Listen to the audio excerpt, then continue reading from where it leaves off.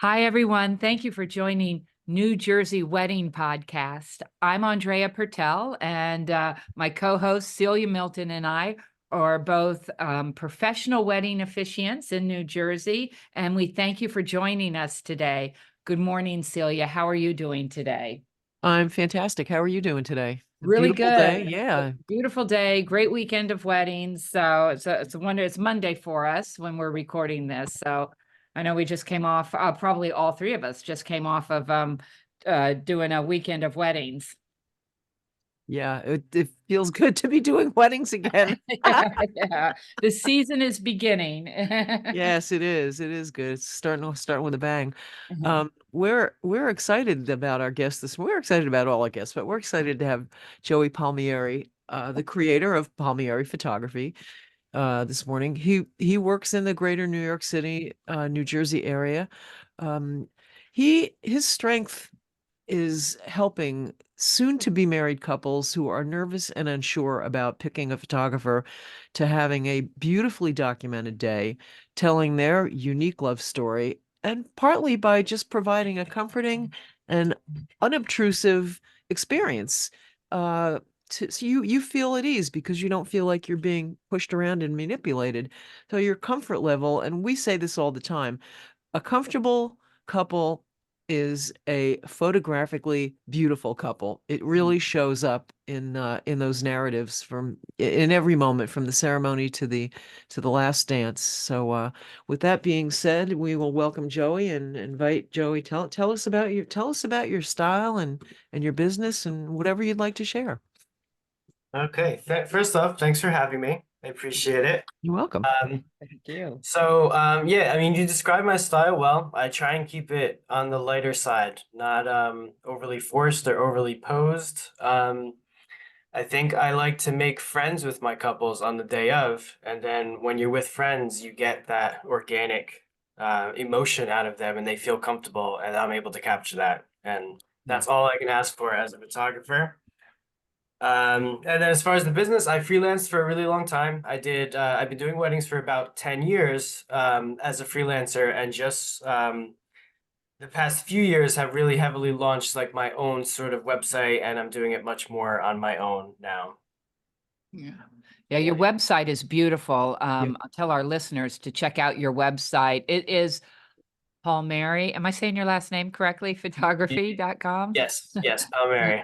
You have a beautiful portfolio. I love your pictures. They are absolutely gorgeous. They Thank do. People look like they really have. I love your dog too. Yeah. People look like they're having a good time. Yeah. They look relaxed. Sometimes they look, terrified. And Not that's in his photos, but on, yeah. no, you're right. Not in these photos. They all look like they're just having a ball. Yeah. Um, what's your how do you counsel people sort of to, sort of maybe forget that you're even there? Like, what do you tell them so they're more, because a lot of our clients, I know my clients tell me that, they really are not used to having pictures taken of them. I don't think I actually really tell them anything. So much as like I just sort of, like I said before, I hang out with them. So I just sort of talk to them and like incorporate taking the photos into, being a little witty and having fun and just sort of not making it so much of a job and more of just a pleasant, calm experience. And then that gets what I need out of the people I shoot, That's basically. so important because as we've said before, the photographer spends the entire day with the couple. I mean, It's they're true. they're the one that they're closest to from the entire day, and the photography can get exhausting. Yeah. I like that you have a combination of pose shots, I guess, and then the candid. It's beautiful. Yeah, and that's actually, I guess there is one thing I tell them, and that is that it's sort of up to them how much they want to do of actual photography and how much they want to enjoy their day. Because obviously, you can't have everything. It's always a balance of the two. And I am Yeah. there the entire day, so I'll be there, and I'll either be there making photos happen or being there just capturing the day as it happens and letting them enjoy themselves. So I give them that choice a little bit beforehand. Yeah, I think that probably adds to the casualness that these pictures feel. Most, I went through a couple of the galleries, and there's just there's a nice combination of the detail shots and, pose things that honestly, probably the family expects some of those. I don't, what do you tell people about that balance? Do you have any advice for them? The one for you and one for grandma. There you Yes. go. That's the phrase. I like that. Yeah. Yeah. I, Um, go ahead. I was going to say, I love the lighting in your photos. It does portrays a calm, fun effect, the lighting. Yeah, lighting is it's a challenge sometimes, of course, but it's working with sun it's my favorite way to work. You could do a lot with overcast too. Overcast makes the day real easy to get what you need, but yeah, lighting is it's key. It's everything when it comes to portraying the feeling of the image, the emotion and the lighting, basically. Yeah, I was even on the beach this weekend because I live by the beach. So we're already starting the beach weddings. And I said to the couple, they were a little bummed because it was so overcast, a lot of clouds out there over the beach. And I said, but your photos are going to be beautiful. Yeah, The yeah. overcast over on the That's beach. one thing. It's hard to convince people of that. They almost don't believe me when I say it. They think I'm just trying to comfort them, but really it's true. Once they get their photos back, they see it. We do a lot in post to like we warm up the photos and we don't make it look like even if it's a little darker and like a dull day. When it's overcast like that, you can go anywhere and take photos because you're not worrying about if the sun's Yeah. hitting the eyes in this section or if it's a little, we call them raccoon eyes, if the sun is overhead and hits shadows in the Mm. eyes and you really can't see the eyes. So overcast helps with a lot of that, and they realize that after they get their photos, definitely. I like all those, the pictures with the big sky pictures with especially at the beach with the, clouds and things rolling in and out. And, I always tell them that too. It's, you probably wanted a sunny day, but when you see your pictures, you're going to be very pleased that maybe that you didn't get one because they're kind of moody and atmospheric. I kind of like that. Yeah. I Yeah. see you have a couple of video. Do you do video as well? Yeah, so I do video. However, my love is mainly for photography. Video, I ended up doing a few, and it was a lot of fun, and I like the videos that I do. I don't really market myself as a videographer. Hmm. If people want to add on video, I have the option to, and I bring on people to shoot video, and then I edit it. I have a very particular style when it comes to video work, so I make sure that people know my work before they choose to book me with video. I only sort of offer a highlight video, which is Uh-huh. like a single song edited in a quick style, and then I offer what's called uncut ceremony and reception, which is Uh-huh. just like a full video of your ceremony, full video of your reception, but it's very like quick cut. It's not really slow. It's like sort of like uh modern-ish. And I know not everyone is into that style. But I enjoy those the best actually when when I see videos from that people send me because a lot of my couples do. I like the little ones because it's like all action. It's great. I think that's a yeah, great way to look at it. Yeah, it's just the good parts. You know?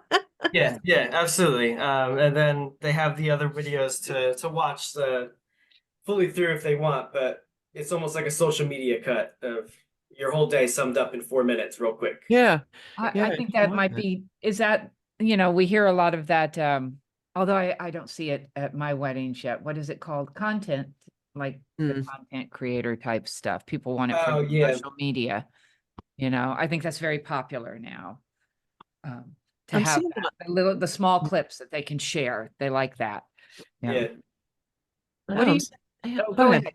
No, I was going to ask him how far out are you booking? What do you tell your couples? How far out should they contact you? Um, so it's usually a year to 2 years, depending, is how far. Usually not 2 years, like a year to a year and a half. So I've already taken a bunch for 2025. Mhm. And then it's kind of the same thing I tell people when they want a popular venue is do it as far as in advance as you can to secure the Absolutely. date. yeah. some of these popular venues, they're booking out 2 years in advance for Thursday, Friday, Saturday, and Sunday now. Right. And it could very well be the possibility with a photographer you really want. So if there's someone you really want, as far in advance as you can, basically, is what I Yeah. would tell.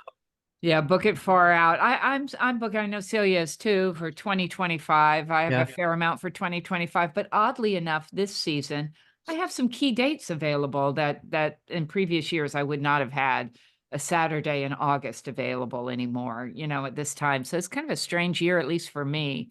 Last minute, people are booking, 6 weeks out. I'm like, what? Yeah, I get those sometimes too, and it's very so I'm very glad when I can do it. Me But too, then yeah. if I can't do it, I worry a little bit. Like, oh, I hope you find someone that's so I close to get the the same way. thing. Oh my gosh, you I almost want know. to try and help them find I someone. know. Let me Yeah, call Celia. Is she available? Let me see. Try this person, try that. yeah. It's a little nerve-wracking. Funny, you get worried. Yeah. I'm seeing a lot of my couples. I'm not a big like trend person, honestly, but I am seeing a lot more of our couples, even people that I worked with like over a year ago who said, "Oh yeah, we're absolutely writing our own vows. We totally want to do that." And even those people, like no one is saying their vows during the ceremony anymore. They're all doing them during the first look. Yeah. And do you see that too? Is that something that you enjoy do? I would think it would add to that first look more than it sometimes adds to the actual ceremony, to tell you the truth. Yeah, I do like it that way. I also like it the other way too. I think I'm a big reaction photographer. Like I love catching Mm, guest reactions. I love bringing the guests into the whole wedding day, not just highly couple focused. Mhm. right. And when more of the couple's lives come out during formalities, I'm able to really see genuine reactions. So I love it when it's that intimate moment, but I also love it when it's shared. But I understand the need to the want to keep it really like a private moment between the two of them. Yeah. But yeah, it's definitely more common as the years go by. It's the private vow reading. I just did a pre-event for a wedding in a couple weeks, and that was the thing that they mentioned that was important that we do the vows right when we do the first look. Mm, that's I interesting. love capturing the guests and the loved ones during some, key moments, getting their reactions, their smiles, or maybe wiping away the tears. I just picture the couple looking at those photos, years later and Mm, seeing them and just seeing what a good time their loved ones had at their wedding, reliving Yeah. those emotions. That's very nice.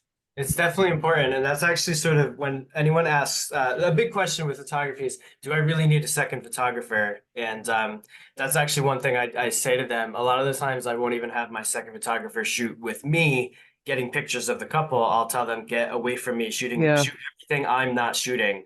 And guest is a big thing in that. Yeah. So do you always bring a second shooter? I don't always bring a second shooter. My first package that I offer is just me. Okay. And I very much try and get them to have a second shooter if their budget allows. And because of that reason and a lot of reasons, it's nice to know that I have someone else that I trust there capturing things for me as well. Yeah. Well, you know what? There's so much going on during a wedding, and this, when in the very rare occasion when people, it's like, who's your photographer? Oh, well, my cousin is he loves photography, and it's like your cousin may take great pictures at Thanksgiving, but your cousin cannot capture the millions of things that happen between, the time you set foot on that venue to the time, you're packing all your stuff up to leave. It's just one person who has a great camera cannot do that, no matter Yeah, how much they want to. definitely not. And when I first started, that was what I realized was that taking absolutely beautiful pictures is the bare minimum of wedding photography. Yeah, it's true. It's true. There's so much to orchestrate and so much to that, I find myself a lot of times, looking at some weird little thing, like the back of a dress as it goes up the stairs, or, the little kids waiting to come up the aisle, and thinking, wow, that would be a really great photograph if I wasn't taking it. Yeah. Well, if I ever need a second shooter, I'll be sure to reach out. Yeah, don't do that.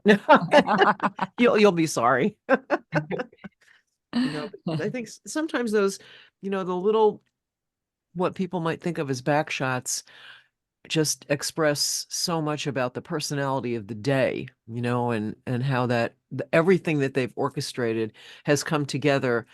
And I think, the ability to translate that into that frozen moment is really something it takes years to perfect, and to perfect with style. Yeah, yeah, I suppose so. Those are the most important ones, those little in-between moments. Hmm. Yeah. Yeah, it's fun. It's a lot of fun. Another thing we're seeing, Andrea, you usually talk about the cake, the cake, the cake Oh, controversy. well, the couples are not stopping the dancing to do the cake. They'll go over just by themselves and maybe their wedding party or their parents and do the cake cutting. They don't stop the party. They go do the cake cutting in private and have the photographer come over and do that. I'm seeing, a lot of that, or hearing a lot of that, because they don't want to stop the party. Why everybody's on the dance floor, then you stop it for the cake cutting. They just kind of go and do it in private. Um, Yeah. yeah, I think that's becoming more popular.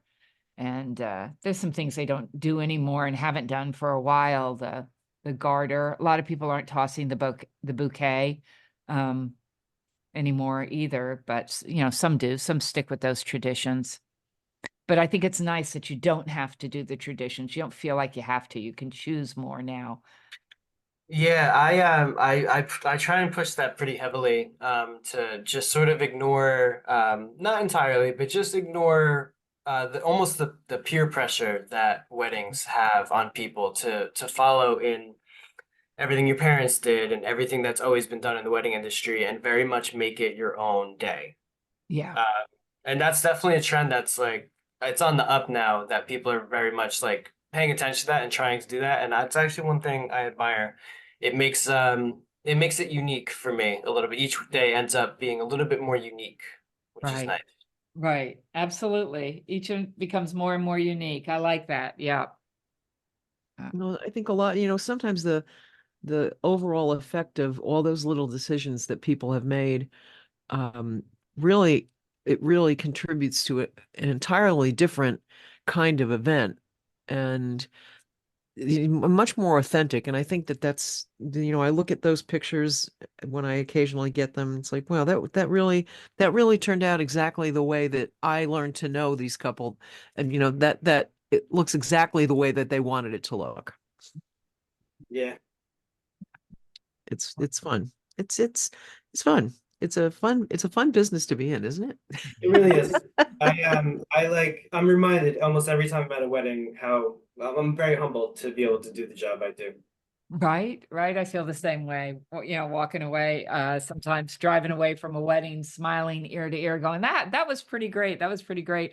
Yeah. The other thing that's so in the photographer, other than the beauty of the pictures, the art behind the work is, and I was just at a wedding, a big wedding actually on Thursday, and that photographer was running late and everybody was a little put out with Oh, them, is the whole timeline. You oh, have a absolutely. timeline to stick to, and anything can throw you off.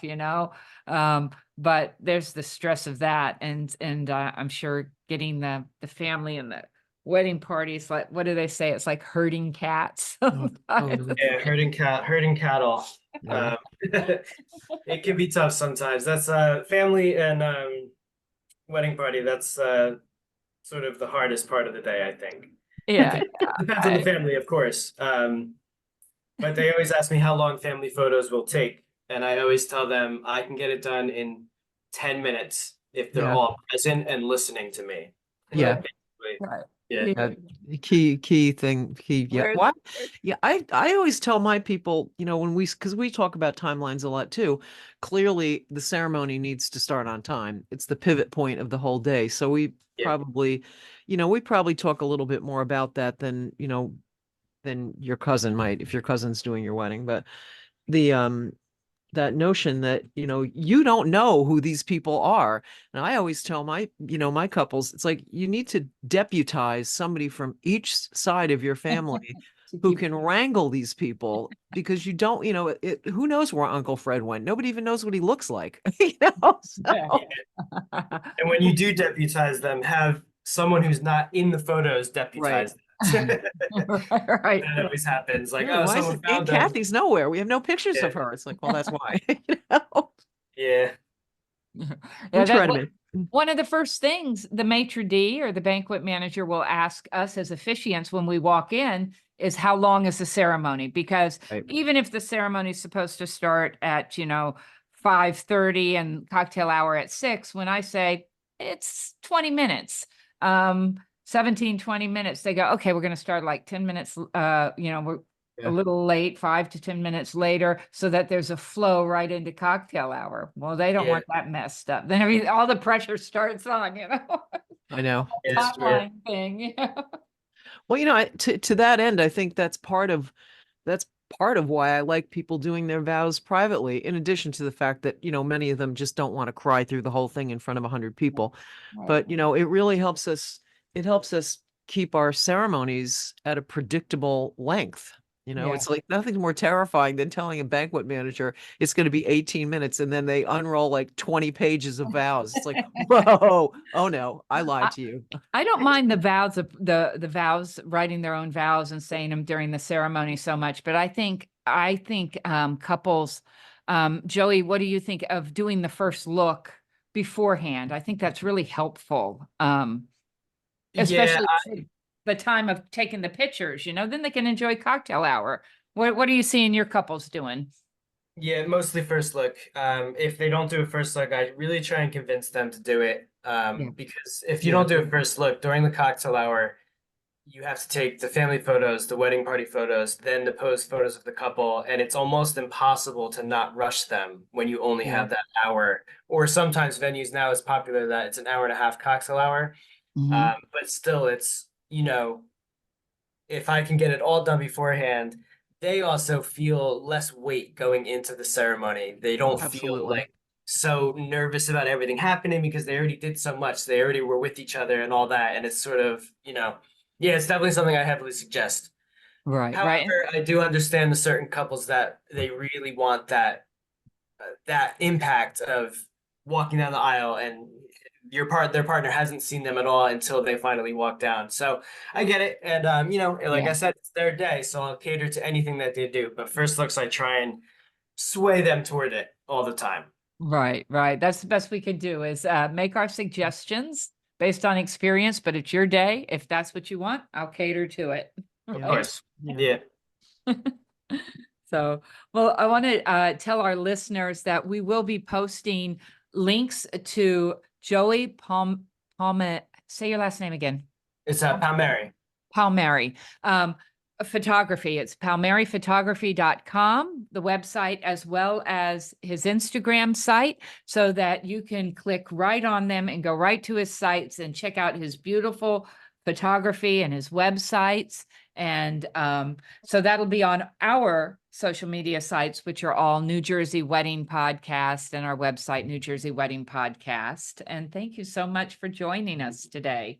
Thank you for having me. It was a great time. Thank you, Joey. You have a great week and another great weekend. Yeah. You as well. But yeah, I hope to work with you a lot this season in 2025. Same, same. All right. All right. Bye-bye. Bye. Bye. That was really great to have Joey Mm. Palmieri on. He's a fabulous photographer, and he's just such a chill guy, Yeah. and it Yeah. comes across. I love it. It's like his tagline on his website too, a calm approach to wedding photography. I can just tell that he puts his couples at ease, and he loves what he does, Well, I think, yes, the fact that, he makes them feel comfortable it's really paramount, because a lot of these people, a lot of my clients, and I'm sure yours do too, they really have never been in a situation where they're going to be the subject of this many photos and well, it feels like an eternity, but it's a short period of time.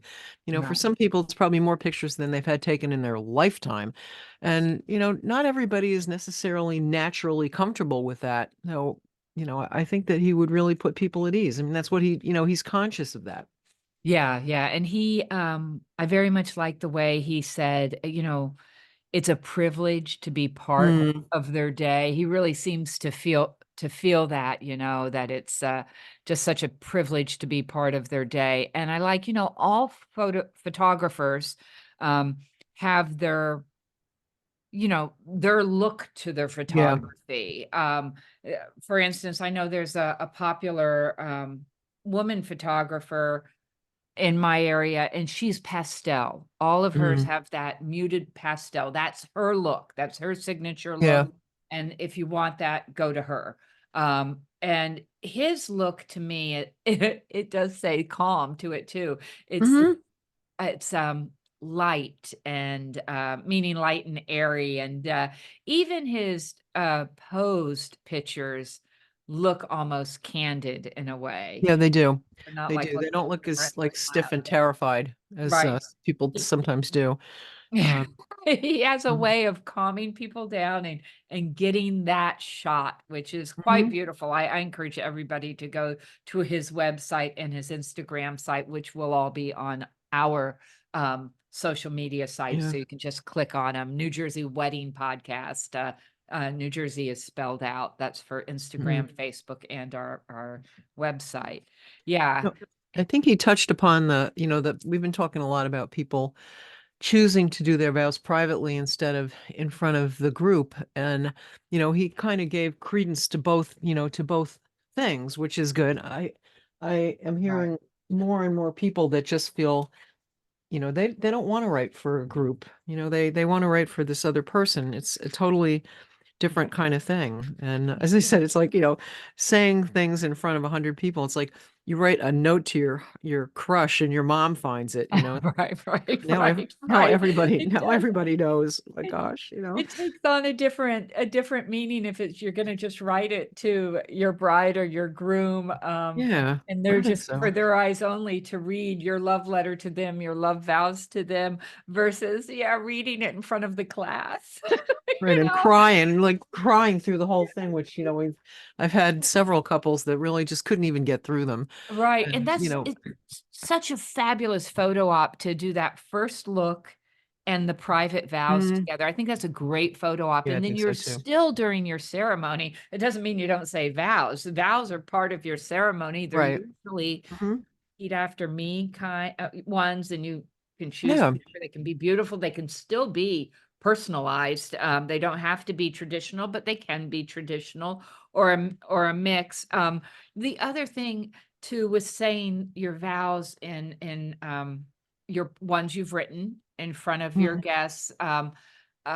There's always the mic thing. I can yeah. turn the mic to face you, but you have to lean into the mic.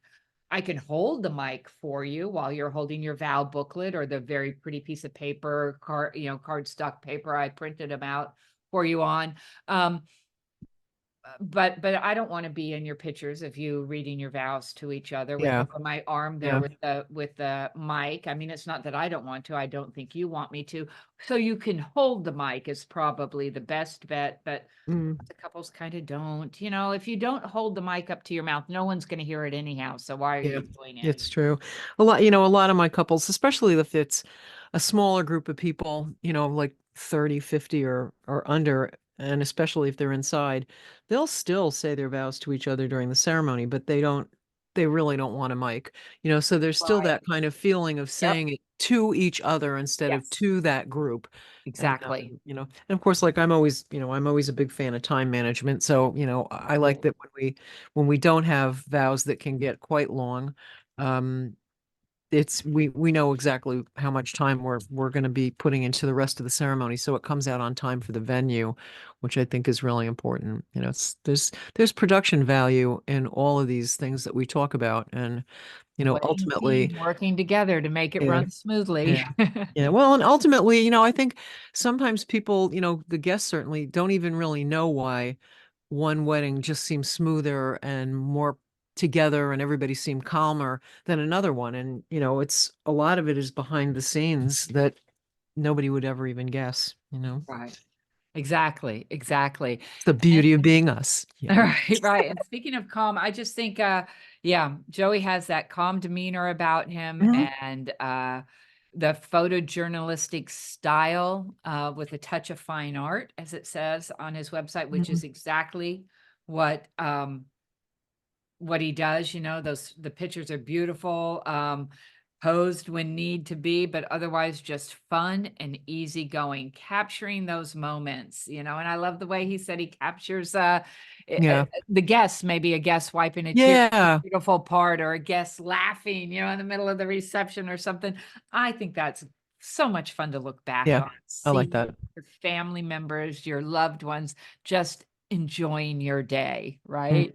Yeah, I think so too. It's not because it's not all about if it's all about the bride and groom, we're the bride and bride. We're talking about an elopement. We're not talking about, once you get, like my friend says, once you get two people beyond your needed witnesses, once you get more than that, the wedding is for them. Right. And and the picture should be of them. It's I'm sure a lot of people craft their guest lists with an idea that these are people that you don't see very often. You may not, if you've got elderly relatives, this may honestly be one of the last times you're all together, and those Right. are it does become a family reunion in some sense. And how are they handling the wedding? How are they interacting? What are they doing to make it like special? Are they, I don't know, are they, is Aunt Lizzie dancing on the table again? Well, Yes, and get a photo of it's that. good that captured for either blackmail or prosperity, whatever works for you. No, Uh, it's I fun. It's love it. fun. I love it. But then also, as Joey said, we can give our advice based on experience, but ultimately, and I love this too, it's your vision. And if this Right. is what your vision is and what you want, we're gonna make it happen, and happily so. Right.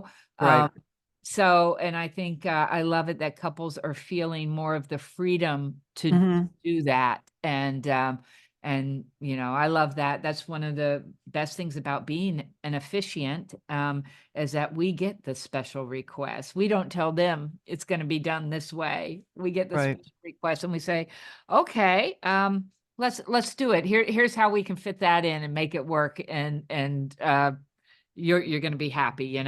So Yeah. Yeah. Well, ultimately, I think, especially with all your vendors, but with photographers, I think, I always tell my couples to like look at entire galleys, look at an entire wedding. I mean, it's great to have the most beautiful pictures are going to be on the website. Of course, we all have our most beautiful pictures on the website, but I think looking at an entire group of photos from a wedding gives you not only an idea of how um, talented, that person is, how technically talented they are, but what is their insight into telling your story? Because they really are storytellers. They're starting, when you're in your jammies and your jammies and no makeup to, when you're packing your stuff into the car. right. And it is a storyline, and I think the best photographers, honestly, they're not just discombobulated pictures of a whole bunch of things going on, but it does tell the story of that day. Right. And I'm going to say my favorite part about Joey's website is this little video of him and his dog that he I introduces love the you dog. to I his know. dog, and she helps behind the scenes. Okay. What's Yeah. not to love about that? All right, you got Nothing. me. There's Yeah. nothing to not to nothing. It's all lovable. I know. It's It's so it's it's great. cool. Yeah. It is. What a great little snippet there. Um, Yeah. Thank you everyone for joining us today, and be sure to hit the like and follow and subscribe button, whatever it is on your podcast platform. We have a lot of great episodes coming up, a lot of great guests, vendors, venues, and Mhm. Celia and I will also be talking about different ceremony elements, our latest wedding at our latest venue, and we'll continue with our fabulous guests. Sounds like a plan. And we Great. want to hear from you. Any questions, any advice, anybody you want to hear from, just drop us a message in one of our social media sites. So thank you and happy wedding planning. Happy bye. Bye. This podcast is brought to you by New Jersey wedding officiant Andrea Pertel, owner of For This Joyous Occasion Officiating Services. And Celia Milton, owner of NJ Vows Now, also New Jersey wedding officiating services. We're up in North Jersey, and Andrea is down in Central and South Jersey. So together we cover the whole state, don't we? Yes, yes.